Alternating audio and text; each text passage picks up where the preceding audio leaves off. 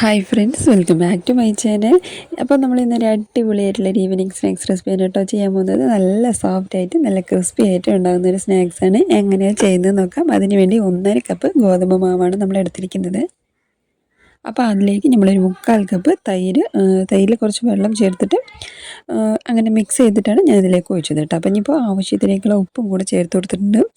പിന്നെ ഒരു 1/4 teaspoon baking സോഡയും കൂടെ ചേർത്തിട്ട് നന്നായിട്ട് മിക്സ് ചെയ്ത് കൊടുക്കുക. ഇപ്പം നമുക്ക് വെള്ളം പോരാ, അപ്പം നമുക്ക് വെള്ളം എത്ര വേണ്ടത് അതിനാവശ്യാനുസരണം പോലെ ചേർത്ത് കൊടുക്കാം കേട്ടോ. അപ്പോൾ ഞാൻ വീണ്ടും ഒരു 1/2 കപ്പ് വെള്ളവും കൂടെ ചേർത്തിട്ട് നന്നായിട്ട് മിക്സ് ചെയ്ത് കൊടുക്കാം. അപ്പോഴും നമുക്ക് വെള്ളം പോരാതെ തന്നെ വരും. അപ്പം ഞാൻ വീണ്ടും ഒരു 1/4 കപ്പും കൂടെ ചേർത്തിട്ട് നന്നായിട്ട് ഇതുപോലെ മിക്സ് ചെയ്ത് കൊടുക്കാൻ കേട്ടോ. അപ്പോൾ നിങ്ങൾ മാവ് എടുക്കുന്നതിന് ആവശ്യാനുസരണം പോലെ വെള്ളം ചേർത്ത് കൊടുക്കുക. ഇപ്പോൾ ഞാൻ 1.5 കപ്പിന് എനിക്ക് ഒരു 1/4 കപ്പ് അളവോളം നമുക്ക് വെള്ളം വേണ്ടി വന്നിട്ടുണ്ടായിരുന്നു. ഇപ്പോൾ ഒരു 1/4 കപ്പ് അരിമാവാണ്, പച്ചരിമാവ്. നമ്മൾ അതും കൂടെ ചേർത്ത് കൊടുത്തിട്ട് വീണ്ടും നന്നായിട്ട് ഒരു 10 മിനിറ്റ് കൈവിടാതെ നല്ല സ്പീഡായിട്ട് മിക്സ് ചെയ്ത് കൊടുക്കുക കേട്ടോ. അപ്പോൾ നമ്മൾ ഈ ഒരു തിക്നെസ്സിലാണ് വേണ്ടത്.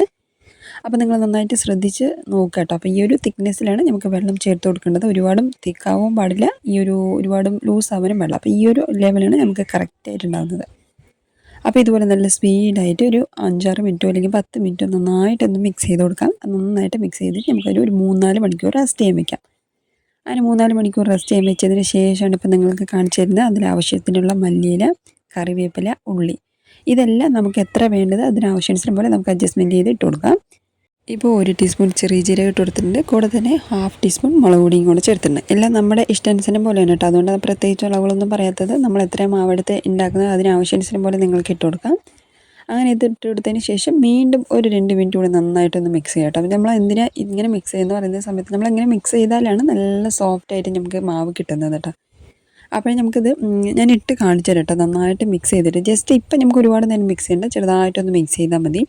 അപ്പോൾ നമ്മളിങ്ങനെ മിക്സ് ചെയ്യുന്ന സമയത്ത് നമ്മളിങ്ങനെ കയ്യിലെടുത്തിട്ട് ചെറുതായിട്ട് ഇങ്ങനെ ഓരോന്ന് ഇട്ട് കൊടുക്കുന്ന സമയത്ത് കണ്ടില്ലേ. അപ്പോൾ ഈ ഒരു രീതിക്ക് ആവാനായിട്ടാണ് നമ്മൾ നന്നായിട്ട് മിക്സ് ചെയ്ത് കൊടുക്കുന്നത്. അപ്പം നമ്മൾ ഈ ഒരു തിക്നെസ്സിലാണ് നമ്മുടെ മാവും വേണ്ടത്. അപ്പോൾ നന്നായിട്ട് ശ്രദ്ധിക്കുക കേട്ടോ.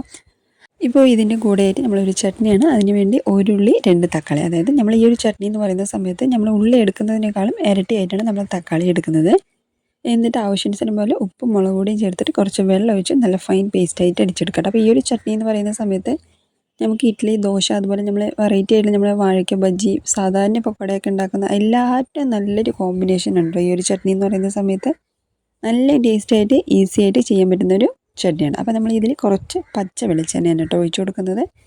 നമ്മൾ സാധാരണ അങ്ങനെ തന്നെ കഴിക്കുമ്പോൾ കുഴപ്പമൊന്നുമില്ല. പക്ഷെ നമ്മളങ്ങനെ കുറച്ച് ഒരു 2 ടീസ്പൂൺ പച്ച വെളിച്ചെണ്ണയും കൂടെ ചേർക്കുമ്പോൾ നല്ല മണം ഉണ്ടാവും കേട്ടോ. അപ്പോൾ അതിന് വേണ്ടി നമ്മൾ കുറച്ച് വെളിച്ചെണ്ണയും കൂടെ ഒഴിച്ചിട്ട് നന്നായിട്ട് മിക്സ് ചെയ്തതിന് നമ്മുടെ ചട്നി റെഡിയാണ് കേട്ടോ. ജസ്റ്റ് ഒരു 2 മിനിറ്റ് ഉണ്ടെങ്കിൽ നമ്മുടെ ചട്നിയും കൊണ്ട് റെഡിയാക്കി എടുക്കാം. അപ്പോൾ നമ്മുടെ എണ്ണയും ചൂടായിട്ടുണ്ട്. അതിലേക്ക് ഞാൻ കാണിച്ചിട്ടുണ്ടായിരുന്നല്ലോ. അപ്പോൾ ആ ഒരു രീതിക്ക് കുഞ്ഞതായിട്ട് ഇട്ട് കൊടുത്താൽ മതി കേട്ടോ. അപ്പോൾ തന്നെ നല്ല പൊങ്ങി വരികയും ചെയ്യും. അതിന് നമ്മൾ വലിയ സൈസിലേക്ക് മാവ് എടുക്കണം. ഞാൻ കാണിക്കുന്നതിന് നിങ്ങൾക്ക് മനസ്സിലാവും. വളരെ കുഞ്ഞതായിട്ടാണ് ഞാൻ മാവ് ഇട്ട് കൊടുക്കുന്നത്. അങ്ങനെ ഈ ഒരു രീതിക്കാണ് നമ്മൾ മാവ് ഓരോന്നായിട്ട് ഇട്ട് കൊടുക്കുമ്പോൾ കറക്റ്റായിട്ട് നല്ല പൊങ്ങി വലിയ സൈസിലേക്ക് തന്നെ നമുക്ക് കിട്ടുകയും ചെയ്യും കേട്ടോ. അപ്പോൾ നമ്മൾ ആവശ്യാനുസരണം പോലെ എണ്ണയിലേക്ക് ഇട്ടെടുത്തതിന് ശേഷം ജസ്റ്റ് ചെറുതായിട്ടൊന്ന് മുട്ടിയതൊന്ന് മാത്രം ഒന്ന് വേർതിരിച്ച് കൊടുക്കണം. അതിനുശേഷം നമുക്ക് ഒന്ന് സിമ്മിൽ വെച്ചിട്ട് നന്നായിട്ടൊന്ന് വെന്ത് വരട്ടെ. വെന്ത് വന്നതിന് ശേഷം പിന്നെ നമുക്ക് കളറാക്കി എടുക്കുന്നത് മാത്രമേ ഉള്ളൂ. അപ്പം നമ്മുടെ മാവ് ചെറിയൊരു തിക്നെസ് ഉണ്ടല്ലോ. അപ്പോൾ അത് കാരണം ചെറുതായിട്ടൊന്ന് സമയം കൊടുക്കുക, ഒന്ന് വെന്ത് വരാനായിട്ടുള്ള സമയം കൊടുക്കാം. ഇപ്പോൾ ആദ്യം ഇട്ടത് മാത്രം ചെറിയൊരു കളറായിട്ടുണ്ട്. അപ്പോൾ ഈ ഒരു രീതിക്ക് തന്നെ നമുക്ക് ബാക്കിയുള്ളതെല്ലാം ഒന്ന് കളറായിട്ട് കിട്ടണം. അതിനുവേണ്ടി ചെറുതായിട്ടൊന്ന് നന്നായിട്ടൊന്ന് എല്ലാം ഒരേ ഈവനായിട്ട് നമുക്ക് കളറായിട്ട് കിട്ടാനായിട്ട് നമ്മൾ ചെറുതായിട്ടൊന്ന് ഇളക്കി കൊടുക്കാം കേട്ടോ. അപ്പോൾ ഈ ഒരു രീതിക്കാണ് നമ്മുടെ പൊക്കാട റെഡിയാക്കി എടുക്കേണ്ടത്. ഇപ്പോൾ ഒന്നുകൂടി കളർ ചേഞ്ച് ആയിട്ടുണ്ട്. എന്നാലും നമുക്ക് ബാക്കിയുള്ളതെല്ലാം ഒരേ രീതിക്ക് കളറാക്കി എടുക്കാം. അപ്പോൾ നമുക്ക് ബാക്കിയുള്ളതെല്ലാം ഒരേ രീതിക്ക് കളറായി കഴിഞ്ഞതിന് ശേഷം നിങ്ങൾക്ക് കാണിച്ചു തരാം.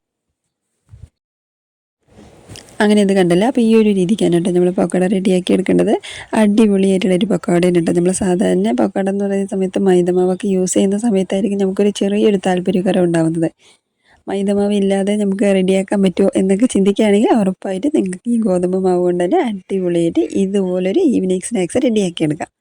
അപ്പോൾ നമുക്ക് വൈകുന്നേരം നമ്മൾ മക്കൾ വരുന്ന സമയത്ത് നമുക്ക് ഇതുപോലെ മക്കൾ നല്ല മൊത്തത്തിൽ എല്ലാവർക്കും ഇഷ്ടമാവും കേട്ടോ. അപ്പോൾ നമ്മൾ കുട്ടികളെന്ന് പറയുന്ന സമയത്ത് അവർക്ക് ഭയങ്കര താല്പര്യമാണല്ലോ ഇതുപോലെയൊക്കെ നമ്മൾ സ്നാക്സ് ഉണ്ടാക്കി കൊടുക്കുന്നത്.